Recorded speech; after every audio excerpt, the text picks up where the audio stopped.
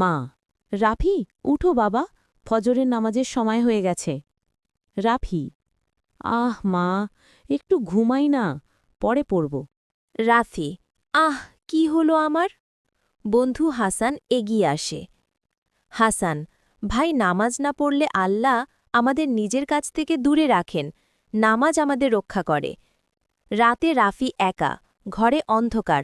রাফি স্বপ্নে দেখে সাদা আলো ঝলমল করছে, একজন ফেরেশতা বলছে, রাফি, নামাজ আল্লাহর সাথে সংযোগ, যদি নামাজ না পড়ো তুমি সেই সংযোগ হারিয়ে ফেলো।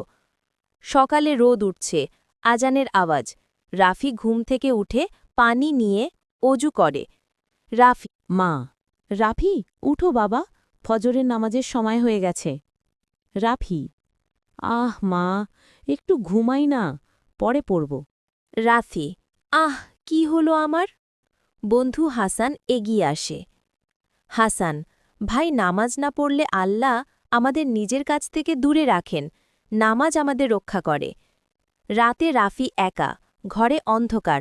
রাফি স্বপ্নে দেখে সাদা আলো ঝলমল করছে, একজন ফেরেশতা বলছে, রাফি, নামাজ আল্লাহর সাথে সংযোগ, যদি নামাজ না পড়ো তুমি সেই সংযোগ হারিয়ে ফেলো।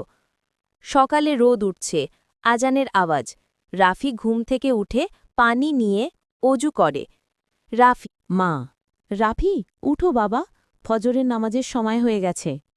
রাফি, মা, একটু ঘুমাই না, পরে পড়ব।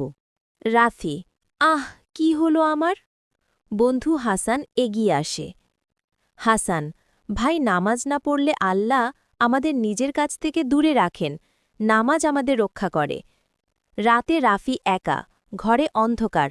রাফি স্বপ্নে দেখে সাদা আলো ঝলমল করছে, একজন ফেরেশতা বলছে, রাফি, নামাজ আল্লাহর সাথে সংযোগ, যদি নামাজ না পড়ো তুমি সেই সংযোগ হারিয়ে ফেলো। সকালে রোদ উঠছে, আজানের আওয়াজ। রাফি ঘুম থেকে উঠে পানি নিয়ে অজু করে। রাফি,